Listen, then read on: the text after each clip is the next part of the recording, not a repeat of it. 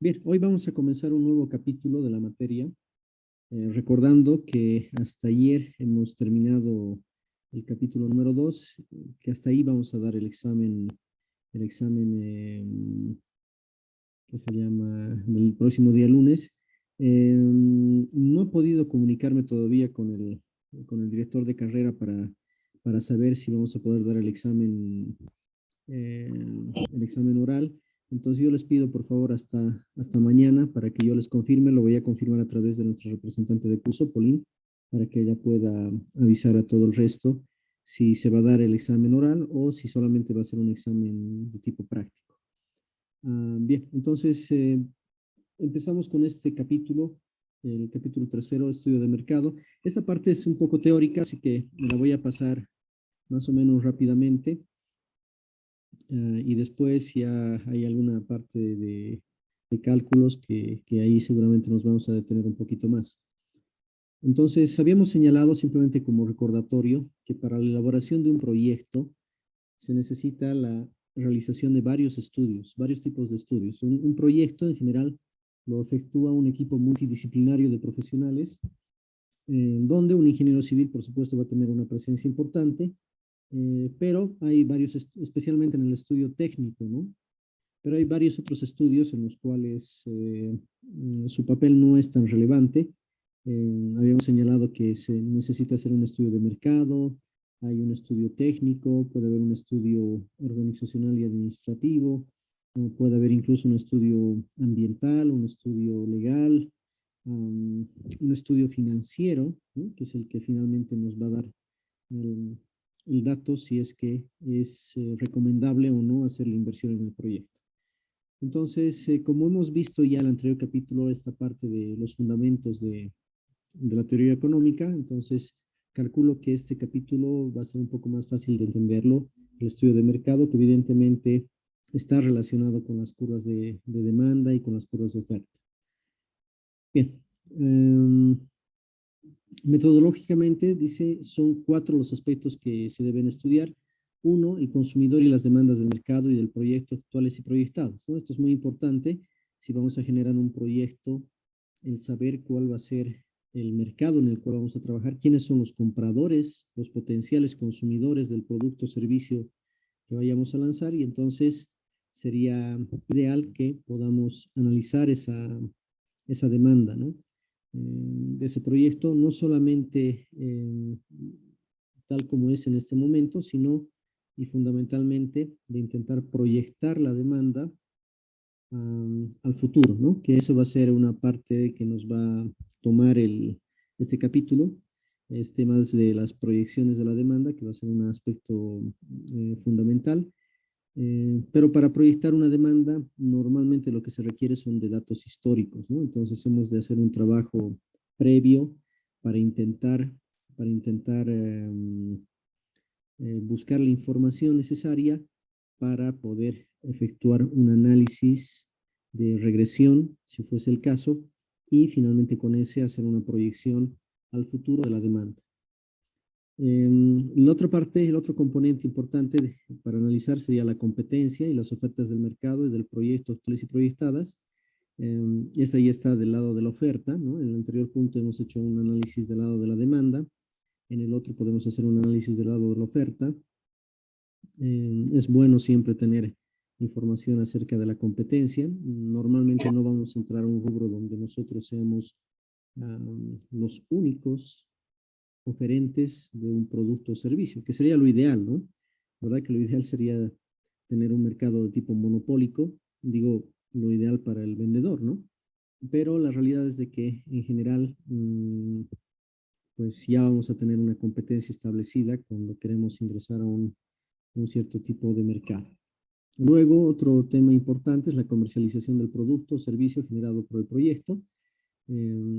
Claro, fíjense que esta parte de la elaboración de proyectos realmente en, nace la época donde se produce la revolución industrial, ¿no? Entonces, es un tema, digamos, de bastante importancia, especialmente en carreras como ingeniería industrial o en economía. Y por eso es de que tenemos aspectos como este de la comercialización del producto, que nos llevan a pensar más si estuviésemos vendiendo un producto ya elaborado, ¿no? No sé, pues si ya estamos produciendo muebles, entonces, bueno, seguramente hay que pensar bastante bien en la comercialización. Ahora, en nuestro caso, bueno, en general lo que vamos a vender nosotros en principio va a ser servicios, ¿no? Y también podríamos vender seguramente ya productos terminados, que podrían ser algunas viviendas o construcciones. Ahí sí, de repente, casaría mejor este tema de la comercialización. Por eso también hay un punto cuarto, que es el de los proveedores, la disponibilidad, el precio de los insumos actuales y proyectados, porque para poder fabricar cualquier o producir cualquier bien, normalmente vamos a requerir de insumos, ¿no? Vamos a necesitar de proveedores que nos puedan facilitar la materia prima, que nosotros ya nos encargaremos de darle un valor agregado, pero digamos es un elemento también central. Entonces, como ven, ahí está un esquemita del estudio de mercado, donde se está enlazando con la demanda, con la oferta, con los canales de comercialización, en el entendimiento del mercado potencial del producto, los precios, para finalmente lanzar un producto, ¿no? Entonces serían, en términos generales, esos los 4 componentes que debería incluir un estudio de mercado. Bueno, aquí hago uh, un análisis un poco más detallado de cada uno de los componentes que antes hemos comentado. No voy a redundar mucho en este tema, pero les dejo ahí las diapositivas para que ustedes puedan leerlas. Pero evidentemente es importante el tema del consumidor, ¿no? Y probablemente dentro del estudio de mercado, un componente que sea fundamental es el tema del entendimiento de las necesidades de nuestro consumidor potencial, porque al final es nuestro cliente, ¿no? Al final es nuestro cliente, así que, bueno, lo que necesitamos saber es cuál va a ser esa demanda. Y fíjense que tiene mucho sentido porque posteriormente este estudio de mercado se enlaza con otros estudios, ¿no? Los estudios no son tan independientes entre sí. Por ejemplo, en el estudio técnico probablemente se va a analizar cómo se puede dimensionar, no sé, una fábrica para poder hacer una producción estamos hablando de muebles, ¿no? Bueno, tendremos que hacer un dimensionamiento, pero ese dimensionamiento necesariamente tiene que estar ligado a la demanda. O sea, eh, tal vez la idea central de esto sería de que um, la demanda, la demanda es la variable independiente y el dimensionamiento que ya va en el estudio técnico, el tamaño del proyecto, así le vamos a denominar técnicamente cuando veamos en el siguiente capítulo estudio técnico, el tamaño del proyecto va a ser dependiente de la demanda y no al revés. Eso es algo que a veces, especialmente en proyectos de orden público, no lo tomamos en cuenta. A veces las autoridades conciben un proyecto suponiendo que una vez que esté ya construido, va a generar su propia demanda. Y a veces no sucede eso. Más bien, lo correcto sería primero hacer un análisis de la demanda, haciendo las proyecciones, por supuesto, la demanda para la vida útil que tenemos pensado del tipo de proyecto que tengamos en mente, y en función a ese dato, recién hacer un dimensionamiento de las instalaciones que requieran, las instalaciones físicas que requiere el proyecto que estamos analizando. Si no hacemos eso, pues pueden ocasionarle lo que en la jerga común le denominamos esos elefantes blancos, ¿no? Se llaman los elefantes blancos aquellos proyectos ya ejecutados que al final pues, han sido muy sobredimensionados y en algunos casos nunca han llegado a funcionar. un ejemplo muy clásico en los años, finales de los años del siglo XX, fue el proyecto de Carachipampa, un proyecto en el cual, según recuerdo, pues era, era un centro en el cual se iba a procesar minerales, ¿no? No me acuerdo bien qué tipo de minerales, pero el tema es que y era una obra millonaria, por supuesto pagada por el Estado boliviano, que cuando terminó de construirse, pues tristemente se dieron cuenta de que no tenían ni siquiera la cantidad mínima de minerales como para que esa planta funcione de forma económica, porque ya solamente encender la maquinaria costaba un montón de dinero y solamente era rentable si tenía un cierto volumen de material a procesar.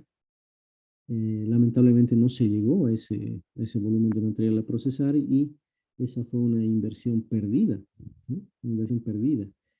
Um, no sé, otro ejemplo aquí en nuestros días, pues de repente algunos proyectos que se han ejecutado de infraestructura, incluso vial, pues es probable que no hayan sido bien dimensionados, ¿no? Solo para dar un ejemplo, eh, el aeropuerto en Copacabana, ¿no? Existe un aeropuerto en Copacabana, según lo que tengo entendido, pues solamente ha funcionado el día de la inauguración, y no mucho más. O el aeropuerto internacional en Chimoré. Entonces, hay obras que se las realizan, pero sin haber tomado en cuenta la demanda, ¿no? Sin haber tomado en cuenta a los consumidores finales, que en el caso de los proyectos públicos, bueno, van a ser las personas, ¿no? Uh, no sé, por ejemplo, tengo referencia de que en un municipio de Tarija hay 3 municipios que realmente han liderado el tema de ingresos en la época de la venta, en la época de bonanza económica en nuestro país. Estos municipios son del Chaco y justamente son los lugares donde están los mayores yacimientos que tenemos de gas. Estamos hablando de los municipios de Yacuiba, municipio de Caraparí, ¿no? Y el municipio de Villamontes. Entonces, si por ejemplo pensamos en el municipio de Caraparí, que es un municipio bastante pequeño en Tarija, pues también tengo referencias de que vamos a imaginar que la población de Caraparí sean de 10.000 habitantes, de repente son menos incluso. Y sucede que han construido un coliseo para albergar tal vez 20.000 personas. Entonces ahí no hay ningún criterio, ¿no? No hay ningún criterio, no tiene ninguna relación el tamaño del proyecto con la demanda. Así que, bueno, justamente para eso es el análisis del estudio de mercado, que intenta analizar la demanda del bien o servicio que vayamos a nosotros a ofrecer. Esto ya lo saben, cuando ya interceptamos la cura de la demanda con la oferta, vamos a encontrar ese equilibrio. El tema de la comercialización también es importante, saber cómo vamos a hacer para poder vender el producto o servicio que vayamos a vender. A veces puede ser que tengamos un muy buen producto, pero si no tenemos los canales adecuados para poder comercializarlos, pues ese proyecto se va a quedar en nada, ¿no? También el mercado de los proveedores pues siempre va a ser importante, especialmente si es que vamos a hacer algún producto que dependa de otros materiales. O sea, en la construcción, pues seguro, ¿no? Si no tenemos un buen proveedor de los materiales de construcción, pues difícil que podamos llevar adelante nuestro proyecto, ¿no? Bueno, aquí estamos redundando un poquito con esos temas. Se le ha añadido un mercado externo, que en algunos casos podría ser de utilidad.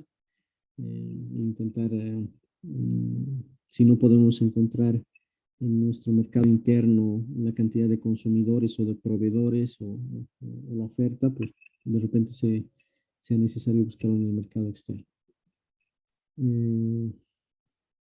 Bueno, entonces, dentro del mercado estamos viendo de que hay diferentes, dentro del estudio de mercado, hay diferentes mercados que tocaría estudiarlos. Este mercado proveedor, el mercado competidor, el mercado distribuidor y el mercado consumidor, ¿no?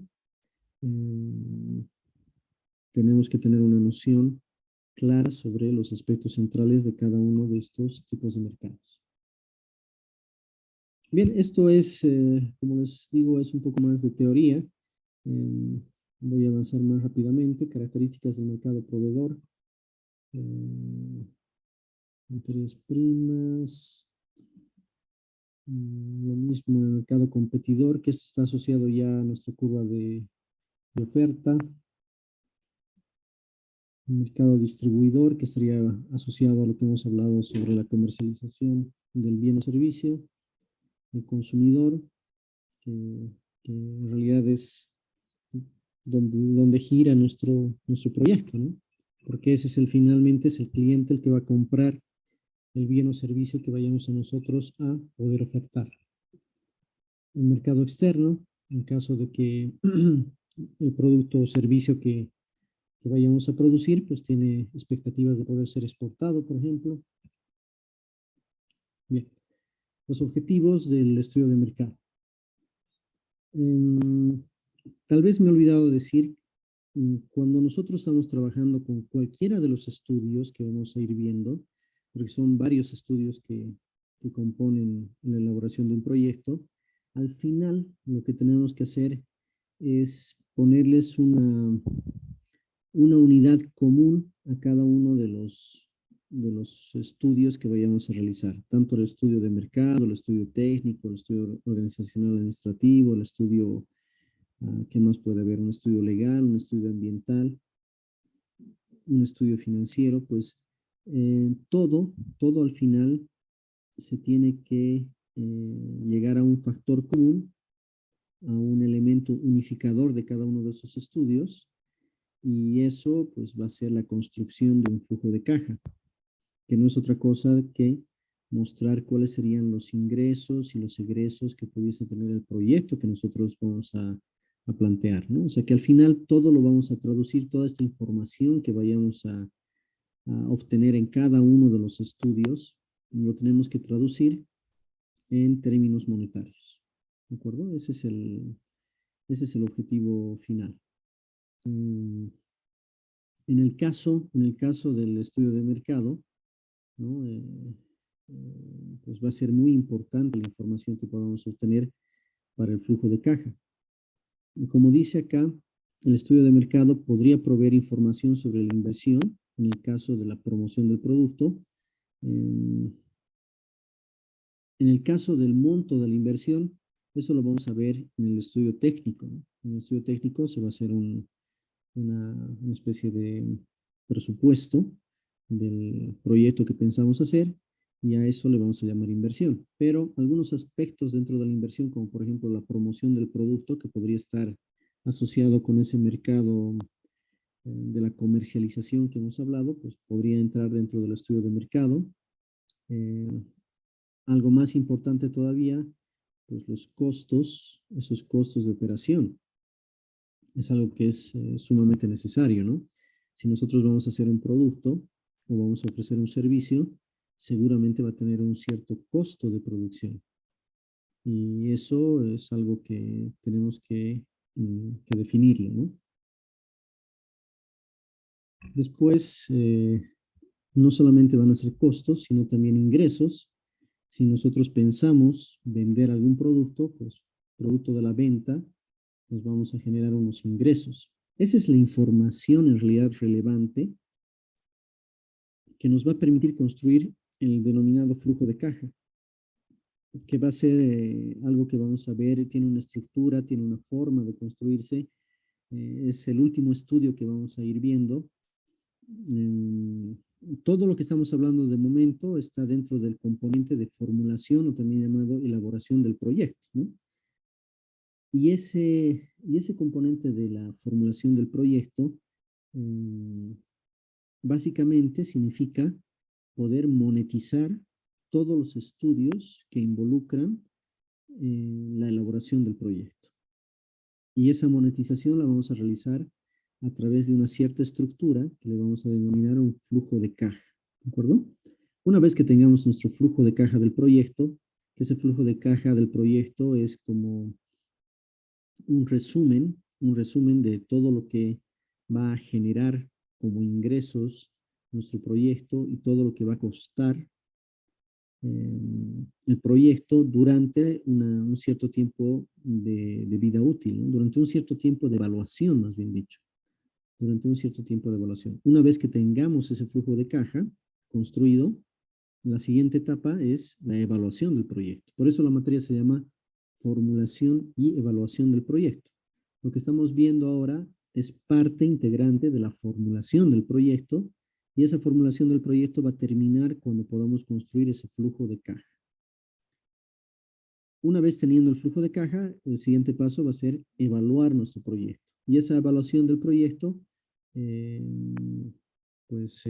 básicamente nos va a decir, nos va a dar unos indicadores económicos que nos va a permitir tomar la decisión de si vale la pena invertir o no vale la pena invertir en ese proyecto. Pero la evaluación va a ser es un procedimiento bastante simple, y más hoy en día que gozamos de tantas aplicaciones informáticas, pues sale muy rápidamente.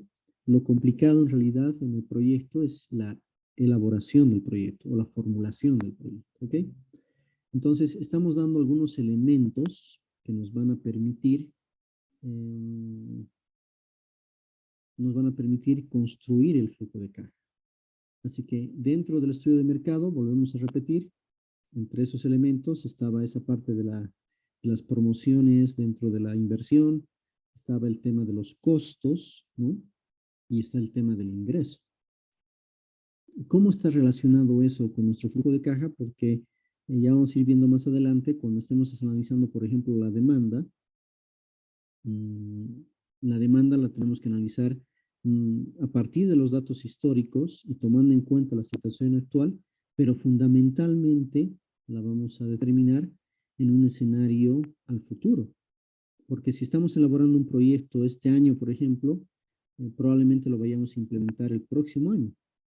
Y el tiempo de evaluación que le vamos a dar al proyecto, pues no va a ser un año, ¿no? Sino va a ser un tiempo más prolongado, de repente unos, no sé, 10, 15, 20 años. Y en ese tiempo nosotros tenemos que proyectar, tenemos que hacer una estimación de cómo van a ser, por ejemplo, nuestros ingresos.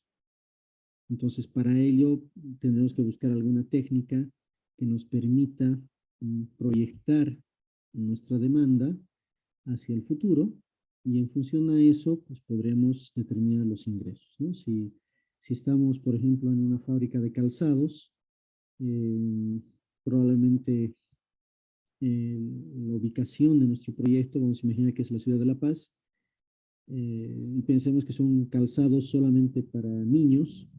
Bueno, entonces tendríamos que recurrir a ciertas fuentes secundarias, por ejemplo, las del Instituto Nacional de Estadística, para saber cuál es la conformación o cuál es la cantidad o la proporción de niños que existen en la ciudad de La Paz y ver cómo varían en magnitud en el tiempo, ¿no? Ese sería nuestro mercado potencial. Eh, Así que esa demanda pues seguramente va a ir creciendo en el tiempo y de esa cantidad total de niños que hay en nuestro país, en nuestra ciudad a lo largo del tiempo, pues un porcentaje será nuestro mercado objetivo, ¿no? Y vamos a suponer que vamos a vender, no sé, pues al 3% de los niños que viven en la ciudad de La Paz. Y a partir de ese conocimiento, de esa estimación, pues podríamos también estimar los ingresos para nuestro proyecto. ¿Ok? Entonces eso lo vamos a hacer a través de este estudio de mercado. Así que lo importante, vuelvo a repetir, en este caso del estudio de mercado, es poder hacer una correcta estimación a futuro de, de la demanda de nuestro producto. Por eso en el último párrafo de esta diapositiva dice, es necesario estimar, además de los montos, el momento exacto en que se producen los ingresos y desembolsos proyectados, lo cual será de utilidad al momento de elaborar el respectivo flujo de caja, ¿no? Porque nuestro flujo de caja es como una especie de línea de tiempo, donde el tiempo va a ser igual al periodo de evaluación. Esos 10, 15, 20 años que nos vamos a dar para evaluar el proyecto, pues tenemos que saber hacer una estimación de cuál sería la magnitud de los ingresos para cada año que estemos considerando, por ejemplo. ¿Okay? Bueno, ¿cuáles son las etapas del estudio de mercado? Ya algo les he comentado, ¿no? Parte de un análisis histórico. Tenemos que hacer un trabajo de búsqueda de datos, un análisis histórico del mercado. No sé, por ejemplo, si nuestro mercado es el sector de la construcción, ¿no? De repente, dentro de los alumnos que están en la clase, pues deciden, una vez terminada la universidad, formar una empresa y deciden construir, ¿no? Construir edificaciones. Bueno, sería interesante que pudiesen analizar cómo ha ido fluctuando el mercado de la construcción en los últimos años, ¿no? Para no lanzarse digamos, no lanzarse a la piscina sin saber nadar. Entonces, ese análisis histórico lo hacemos normalmente a través de fuentes secundarias. Fuente secundaria es cuando nosotros no somos los que realmente generamos la información, ¿no? Por ejemplo, si utilizamos información del INE, sería una fuente secundaria porque nosotros no hemos generado esa información. Y podría haber datos seguramente sobre el mercado de la construcción, pero también para poder tener una idea de la evolución del sector de la construcción, también podría ser interesante hacer un análisis de la evolución de las ventas de cemento en la localidad que nosotros estamos intentando realizar nuestro proyecto, por ejemplo, aquí en La Paz.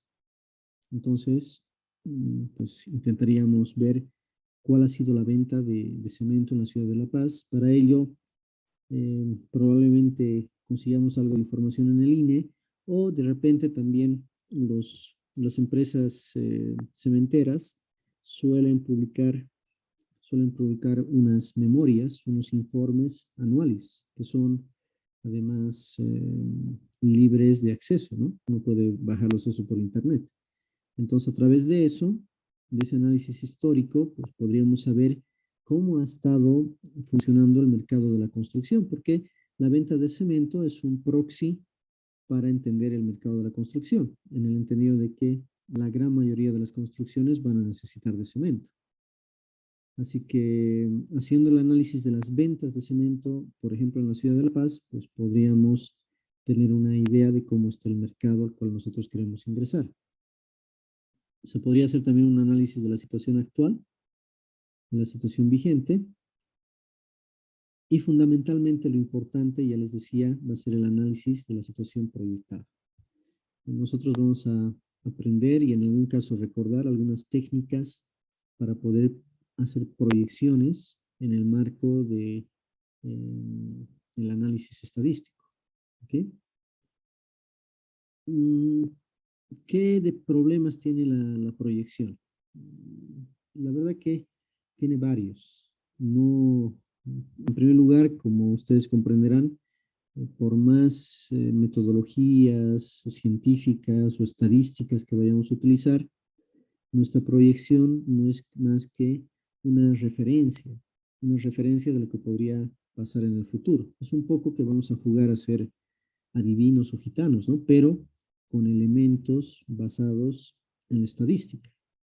Para que nuestra proyección sea adecuada, evidentemente se tiene que cumplir que el comportamiento de la demanda en el futuro tendría que ser similar al comportamiento de la demanda en el pasado. ¿Qué quiero decir con eso?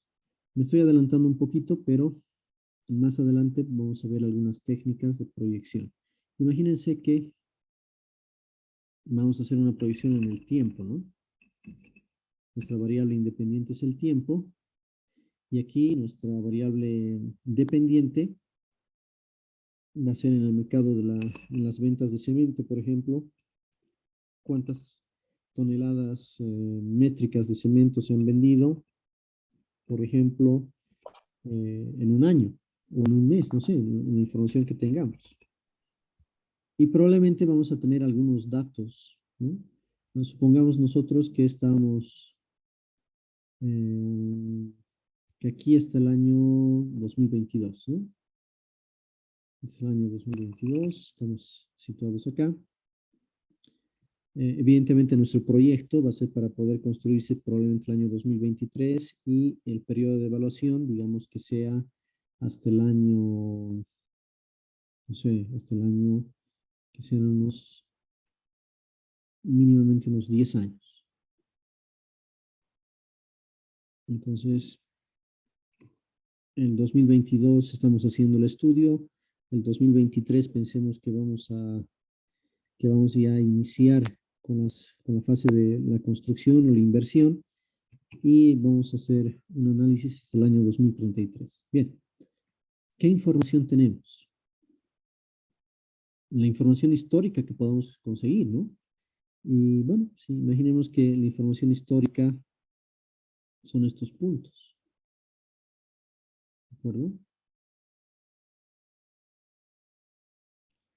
Bueno, si es algo así, que sería bastante simple, lo que estamos haciendo es un diagrama de dispersión, ¿no? Entonces estamos viendo que la demanda o las ventas de cemento anuales van aumentando año que pasa de una manera lineal. Entonces, si nosotros hacemos un análisis de regresión de sus datos históricos, pues seguramente vamos a estar en condiciones de hacer unas proyecciones anuales de la demanda en el futuro. ¿Sí? Las proyecciones de la demanda en el futuro. Pero esto es válido si, solo si, la tendencia de los datos históricos se mantiene en el futuro. Pero nosotros pues, no podemos saber a ciencia cierta si esto va a ser así, ¿no? Podría darse el caso de que ya en la realidad, en lugar de ir recto, pues, ¿qué tal si más bien va aumentando esto en el tiempo? O más bien al revés, esto va disminuyendo. No sabemos, ¿no? En este momento, cuando uno hace el proyecto, cuando está elaborando el proyecto, tiene que tomar ciertas decisiones, ¿no? Tiene que tomar ciertas hipótesis. En este caso, por ejemplo, si los datos nos salen algo así como estamos viendo, entonces ahí no hay dónde perderse, la demanda tiene un carácter de tipo lineal y nosotros haríamos un ajuste de regresión, por ejemplo, por el método de los mínimos cuadrados, para poder encontrar los parámetros de la recta de mejor ajuste a los datos históricos que tenemos. Y eso los proyectaríamos hacia el futuro. Realmente lo que vamos a introducir en nuestro flujo de caja va a ser esta información, la información del futuro, ¿no? Esa es la información que tenemos que introducir. Así que tenemos que estudiar algunas técnicas para poder hacer la proyección de datos históricos. ¿Bien? Por supuesto, si hay alguna consulta, duda, siéntanse en la libertad de poderme interrumpir en cualquier momento. Ok. Este análisis histórico de los datos, dice, pretende lograr dos objetivos. Uno, reunir información de carácter estadístico que pueda servir para proyectar esta situación a futuro, lo que hemos comentado. Para cualquiera de las variables consideradas, podría ser la demanda, la oferta, el precio de algún factor importante, etc.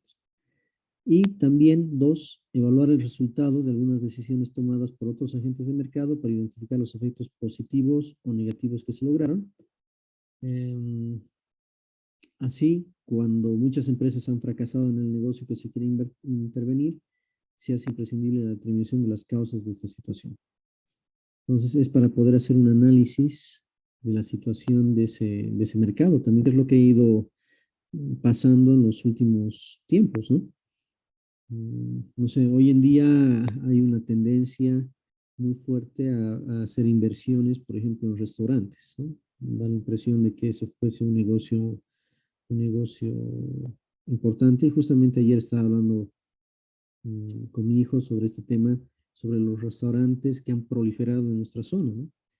Y bueno, él me decía, bueno, no sé si están así porque hay muchos de ellos que no duran mucho tiempo, que se abren, están un tiempito y después fracasan y se cierran. Y yo más bien pensaba de que la cantidad de nuevos restaurantes es mucho mayor a la cantidad de los que se han cerrado. Entonces, si mi idea fuese abrir un restaurante aquí en el barrio donde vivo, pues seguramente sería importante poder hacer un análisis histórico de lo que ha ido pasando en los últimos tiempos en ese mercado, ¿no? En ese mercado de la comida en el barrio donde estoy viviendo. Porque podría darme información de poder saber cuáles han sido las causas que han motivado el cierre o el fracaso de algunas empresas, o al revés, cuáles han sido las causas por las que algunos de los negocios más bien han logrado prosperar. ¿Ok? Bien. Eh, la situación vigente va a ser importante también porque es la base de cualquier predicción, pero su importancia, dice, relativamente es baja, porque en base a esa situación es como sacarle una foto, ¿no? Es como sacarle una foto a la situación económica del negocio que estamos queriendo invertir en un momento dado y para un lugar dado. Es importante la información, pero tampoco que es definitiva, ¿no? Porque esas condiciones pues, podrían variar en el futuro. Sería mejor hacer un análisis histórico y con eso hacer una proyección. Si, por ejemplo, hubiéramos hecho un análisis de los restaurantes en plena pandemia, pues evidentemente de que en esa fotografía, en la situación actual para ese momento, pues no hubiera sido nada deseable poder generar un negocio como ese, ¿no? Pero si hubiéramos visto de manera histórica cómo ha ido evolucionando el sector gastronómico en nuestra ciudad, pues de repente ahí sí podríamos tener una mejor idea de cómo sería el comportamiento una vez que pase esta externalidad que es el tema de la pandemia. ¿Ok? Bien. La situación futura es la más importante, ¿no? Ya les decía, el futuro, el intentar proyectar las cosas a futuro, eso es lo más importante. Entonces, nosotros nos vamos a concentrar mucho en la situación futura porque eso nos va a permitir adquirir los datos necesarios para poder hacer la construcción del flujo de caja de nuestro proyecto y con eso poder finalmente evaluar el mismo. Así que le vamos a dar un peso específico, una importancia mayor a esta situación futura y por ello es de que vamos a ver algunas técnicas que nos van a permitir hacer unas estimaciones, hacer unas proyecciones a futuro de, por ejemplo, la demanda, ¿no? Que sería importante. ¿Bien? Una metodología para abordar este estudio de mercado. Bueno, aquí es un poco redundante ya, ¿no? Estamos hablando otra vez de la investigación, del consumidor, que hay tres objetos de estudio: el producto, el consumidor y el mercado, ¿verdad? Yo creo que vamos a ir pasando esta parte más teórica, se las dejo a ustedes para que puedan leerlas. Pero estamos trabajando en lo mismo, ¿no? Mm, También hay que tener en cuenta que el ciclo de un producto no es una cosa que va a ser totalmente constante, ¿no? Normalmente los productos tienen este tipo de curvas, incluso los servicios, ¿no? Tienen este tipo de curvas donde al principio tenemos un volumen de ventas relativamente bajo mientras estamos introduciendo el producto o servicio en el mercado, pero a partir de algún momento ya tiene esto un crecimiento de tipo exponencial, ¿no? Va aumentando con una rapidez bastante significativa para después, ya cuando está en un periodo de madurez, pues, disminuir ese crecimiento y más bien intentar ya estabilizarse en algún punto, ¿no?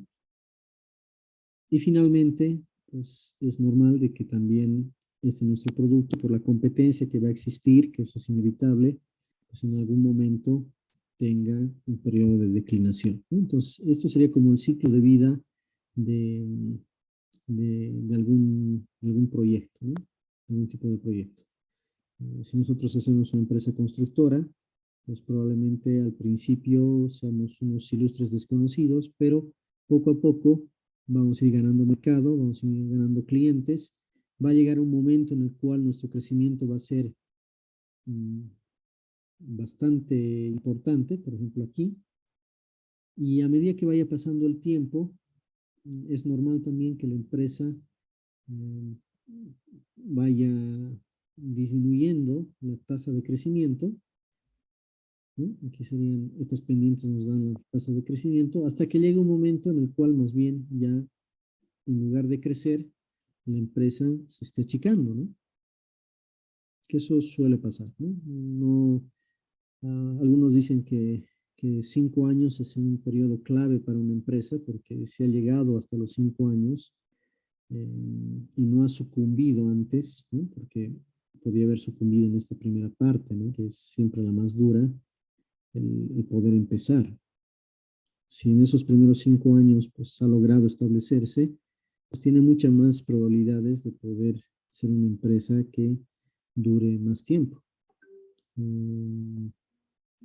Y bueno, eso, esta sería un poco, claro, por supuesto que esta no es una receta, no es algo que tiene que pasar en todas las empresas, pero se ha ido viendo de que más o menos este es el ciclo de vida de una empresa.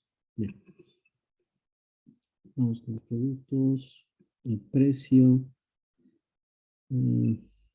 Dice, el precio es quizá el elemento más importante de la estrategia comercial en la determinación de la rentabilidad del proyecto, y aquel será el que define en último término el nivel de ingresos. Ya hemos visto nosotros cuando hemos estudiado las curvas de oferta y demanda, que para el oferente, para la empresa que esté produciendo, pues no le interesa per se el precio o la cantidad de equilibrio, sino lo que le interesa es el producto entre el precio y la cantidad que nos va a dar el ingreso, ¿no? Un elemento central, por supuesto, de este ingreso es el precio. Y en su momento, pues habrá que definir un cierto precio de venta que sea acorde al mercado que estemos ingresando. La forma más simple de poder calcular ese precio de venta, ¿no?, de nuestro producto es adicionando un porcentaje a los costos unitarios totales. O sea, por supuesto, no podemos darnos el lujo de vender un producto o un servicio a un precio menor que el costo de producción, porque en ese caso estaríamos destinando al fracaso a nuestro emprendimiento. Recuerden que el objetivo central de hacer un proyecto en el ámbito privado es generar utilidades. Y si nuestros costos fuesen mayores que el precio de venta, entonces por cada artículo que estuviésemos vendiendo estamos ya perdiendo. Y eso no tiene ningún sentido, ¿no?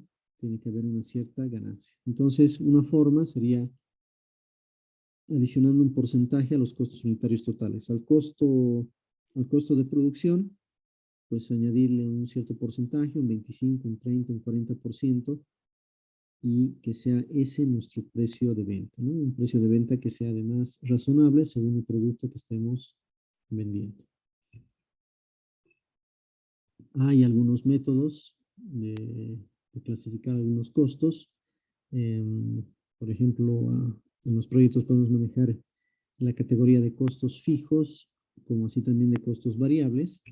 Los costos fijos son aquellos en los que se deberá incurrir en un periodo determinado, independientemente del nivel de producción de la empresa. Por ejemplo, alquileres, algunas remuneraciones, seguro de máquinas, etc., ¿no? Imagínense que ustedes han hecho una empresa constructora y bueno, para empezar han alquilado una oficina. Bueno, hay que estar conscientes de que ese alquiler se está constituyendo en un costo fijo para nuestro proyecto, porque tengamos o no tengamos ingresos, el costo del alquiler va a seguir siendo el mismo durante un cierto tiempo. No es que el casero se apiade de nosotros si es que no tenemos ninguna venta durante un mes y nos diga, bueno, no has tenido ventas, el próximo mes te cobro. No existe eso, ¿no? Ese costo es un costo fijo. Lo mismo algunas remuneraciones, ¿no? Si tenemos un cierto personal de planta, pues esas personas trabajen o no trabajen, generen o no generen, van a recibir un salario. Así que son también costos fijos. El tema de los seguros también podría ser considerado como un costo fijo.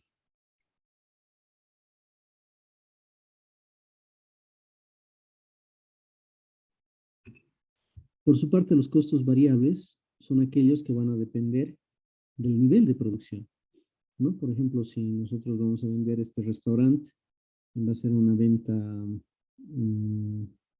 para llevar, no para consumir en el propio local. Entonces, por ejemplo, el costo de los envases eh, va a ser un costo variable, ¿no? Si yo tengo alguna agente eventual, que solamente la tengo en función de la producción que se vaya teniendo del bien o servicio, entonces esa mano de obra también se podría constituir como un costo variable, ¿no? A mayor producción, mayor mano de obra, mayor costo en mano de obra.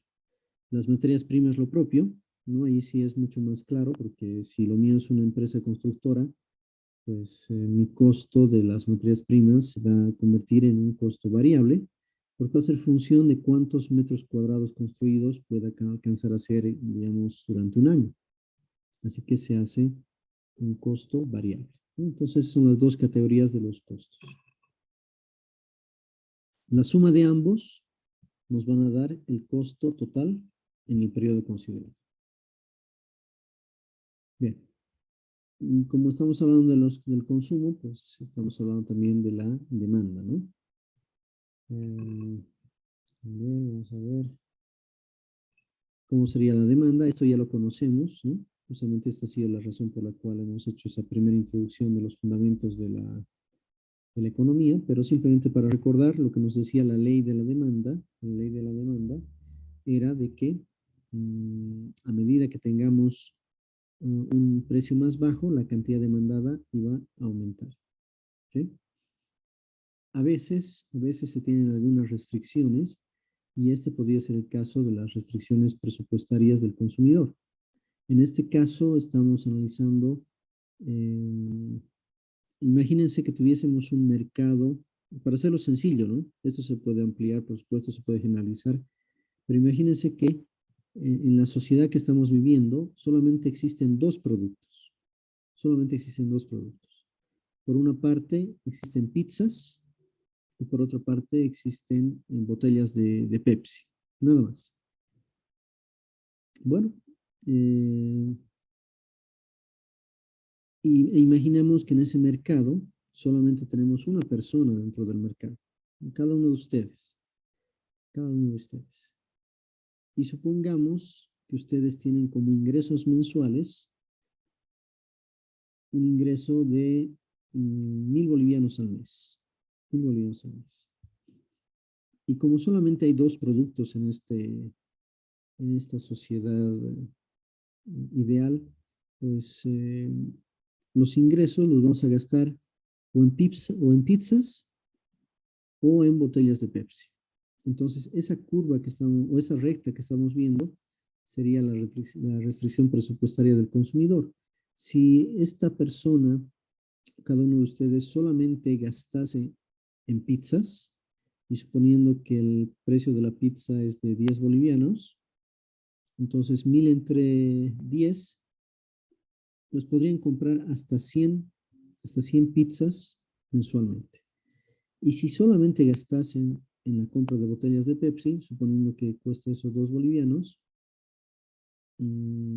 pues si nuestros ingresos son de 1.000 bolivianos mensuales, 1.000 dividido entre 2, tendríamos 500 botellas de Pepsi consumidas durante ese mes.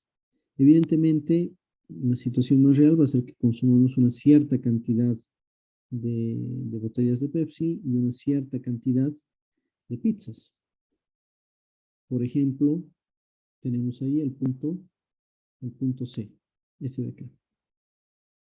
¿Sí? Hemos unido el punto A y el punto B, y esa es nuestra restricción presupuestaria, porque si ustedes se fijan, y aquí sale una cosa interesante, el ingreso acá, estos 50 por 250 se están constituyendo en lo máximo que se podría utilizar, ¿no? O sea, si nosotros compramos 250 botellas de Pepsi, que cuestan cada una 2 bolivianos, ¿no? Entonces tenemos ahí 500 bolivianos, ¿no? En Pepsi. Y si compramos 50 pedazos de pizza, cada uno a 10 bolivianos, pues tenemos los otros 500. 500 más 500 nos dan los 1000 que eran el ingreso que teníamos inicialmente. Y así cualquier punto dentro de esta línea recta, por ejemplo esta de acá, nos va a dar el mismo ingreso en todos los casos, ¿no?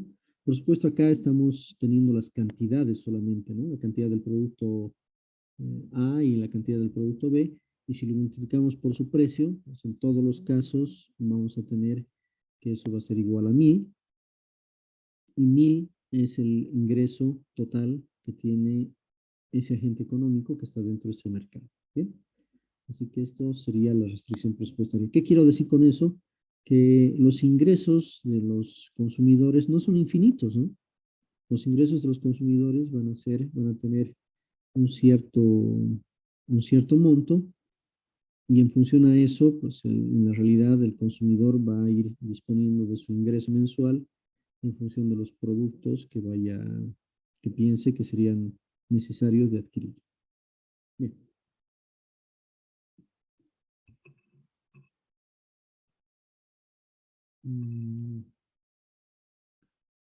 A ver, dice, para efectos de recolección de información, la demanda se puede clasificar desde distintos puntos de vista. En relación con su oportunidad, la demanda puede ser de tipo insatisfecha o satisfecha. Bien, aquí hay algunos elementos adicionales en el tema de la demanda, ¿no? Podríamos estar en un mercado en el cual ya tengamos una demanda satisfecha y saturada.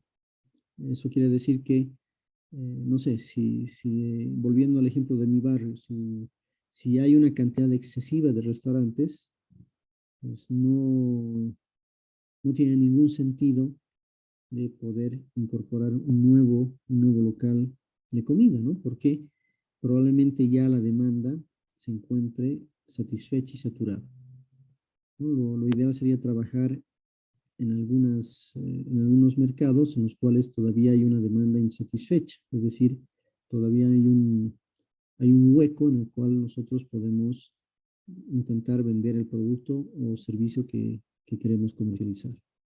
Ahora, también es cierto de que es posible poder modificar esa situación, tal vez de manera temporal, utilizando algunas técnicas de marketing, ¿no?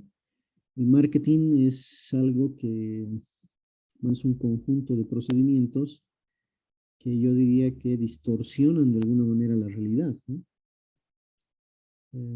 A través de técnicas de marketing, pues lo que se intenta es, al final de cuentas, manipular al consumidor, ¿no?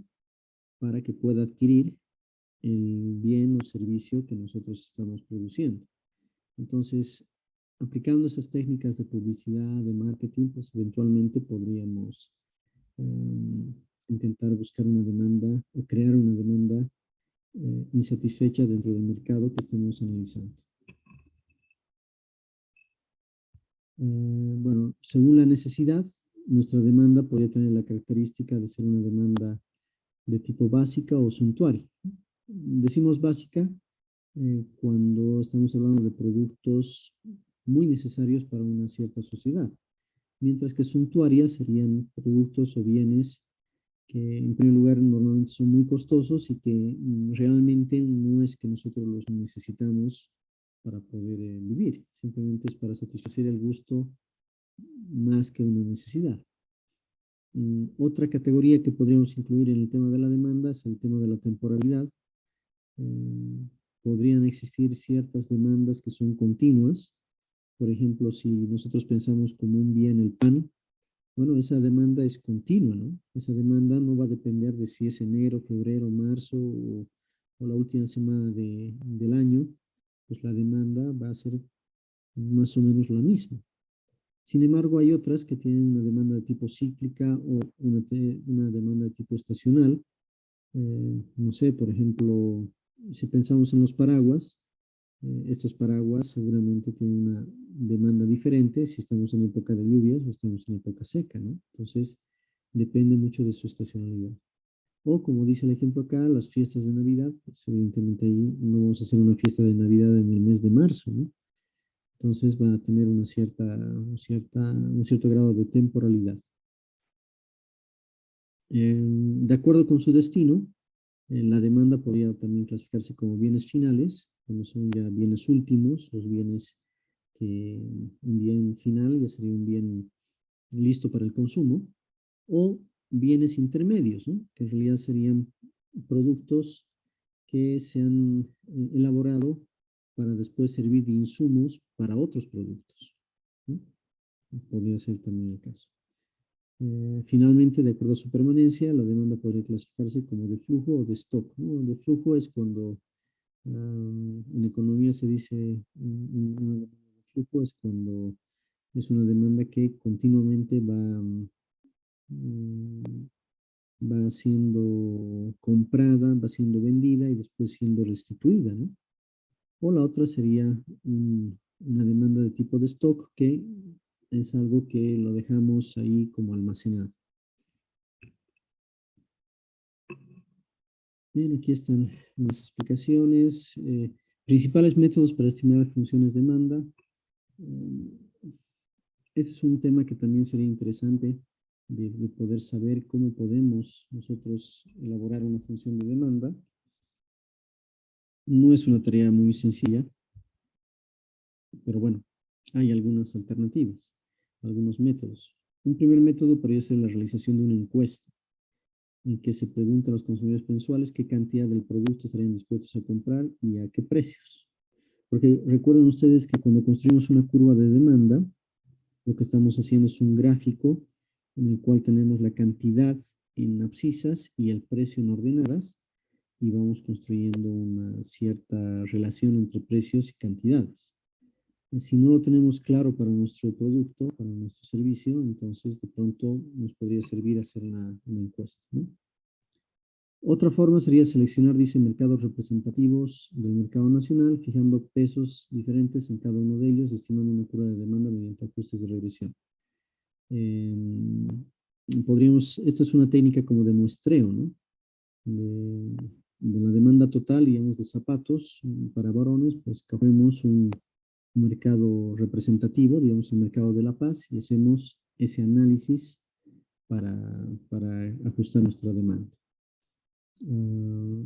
Se puede basar también en información obtenida de diferentes individuos, familias, ciudades, regiones, en un momento dado del tiempo, mediante comparación de niveles de consumo. O sea, hacer encuestas, ¿no? Y el más empleado, que estaría basado en el uso de datos de series temporales, ¿no? Ojalá que tengamos información secundaria, información histórica sobre el producto o servicio que queremos lanzar al mercado. Y si lo tenemos, entonces podríamos hacer un análisis de esos datos. Y a través de un análisis de regresiones, pues intentar encontrar esa función de demanda que más se adecua a este proyecto. Bien. Ok. Lo que sigue ya son las técnicas de provisión del mercado. Sé que esta parte teórica no nos gusta mucho como ingenieros, pero bueno, es necesaria. En los libros que yo les he facilitado en formato PDF también van a tener mayor información sobre esto. Pero ya desde la siguiente clase, que sería el próximo martes, ¿no? Porque el lunes vamos a dar el examen, ya vamos a ver un tema un poco más cuantitativo, que ahí creo que ya vamos a abrir los ojos un poco más, que va a ser las técnicas de proyección del mercado. ¿Bien? Ok, bien muchachos, entonces hasta aquí sería la clase de hoy.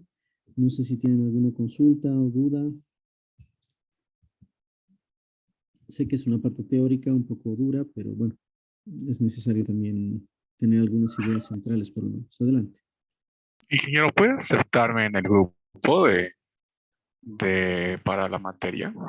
Sí, claro que sí. Hoy día voy a, por si acaso, las personas que Ayer he comentado eso, tal vez hay alguna persona que no ha estado presente en la clase de ayer, pero el día del examen, el día lunes, el examen yo se los voy a facilitar a través de la plataforma y también a través de la plataforma voy a solicitarles que ustedes puedan enviar su examen. Entonces, las personas que no estén en la plataforma, lamentablemente, pues van a estar impedidas de poder dar el examen. Todavía tenemos unos cuantos días más. La gran mayoría de los alumnos ya se han inscrito, ya están registrados, pero deben faltar una cosa de un poquito menos de, alrededor de 10 personas más o menos. Entonces, a esas 10 personas, pues solicitarles que en estos días hagan su solicitud y yo voy a hacer el registro correspondiente, los voy a aceptar y ya está. Las únicas dos condiciones que yo les había dicho era, primera, que estén dentro del listado oficial de la materia, ¿no? Yo tengo un listado oficial, seguramente van a estar ahí, y dos, que coloquen su registro con su nombre completo, ¿no? Con su nombre completo, sus dos nombres si tienen dos, sus dos apellidos, etc. Y si está esto así, pues los voy a aceptar y van a tener el acceso a toda la información disponible. En la plataforma están, para aquellas personas que no hayan podido pasar todas las clases, están organizadas los videos de cada una de las grabaciones que hemos realizado por fechas. Así que tienen ahí la información, tienen información de los libros, tienen la información. Estas presentaciones también están colgadas ahí. Así que creo que tienen toda la información disponible para que puedan estudiar. Bien, entonces no te Sí. preocupes, hoy día voy a hacer la aceptación. Sí, adelante. Estoy en la misma situación, ingeniero. Yo al inicio, cuando nos dijo que nos uniéramos, he ingresado y todavía podía ver todo lo que estaba ahí, pero ya cuando me salí, ahora intento ingresar, me dice que el correo es incorrecto y la misma contraseña. Bueno, es probable de que hayas olvidado la contraseña que has utilizado. Tal vez no la tenías anotada, ¿no? Si es que ha sido ese el caso, entonces escríbeme, vas a tener que crearte una nueva cuenta, ¿no? Tal vez con un nuevo correo electrónico, una nueva contraseña. Esta vez anótala para no olvidarte y tendríamos que hacer el proceso, el procedimiento de la misma manera, ¿no? Porque ahí sí ya no puedo ayudarte, ¿no? Si te sale ese mensaje de que la contraseña o el correo electrónico es inválido, pues ahí ya no sabría cómo ayudarte. Tendrías que hacer una nueva solicitud, ¿no? Entonces me escribes a mi WhatsApp o te comunicas ¿Cuál es con su número, Pauline. ingeniero? Tal vez mejor te comunicas con Pauline, que es nuestra Lo representante. hice y hasta ahora no hay respuesta. Es raro porque mm, con ella normalmente, no sé si estás Pauline ahora mismo. Mm, Te pediría por favor que hagas un intento más, ¿no? Un intento más de comunicarte con ella eh, para que ella me avise. Pero de todas maneras tú ya puedes hacer tu solicitud. Yo hoy día hoy día en la noche voy a verificar las nuevas solicitudes y si veo una nueva solicitud tuya, ¿cuál es tu nombre? Jaime Choque. Ya, entonces Jaime, si me mandas una nueva solicitud, entonces voy a aceptar y la anterior, esa sí la voy a eliminar, ¿no? Porque esa es la que tú no puedes entrar. ¿Está Sí, bien, por Jaime? favor, te pediría. Sí, sí, sí, por favor. Ya, listo. Muy bien. Entonces creo que eso sería todo. No sé si es que alguien tiene alguna duda o consulta.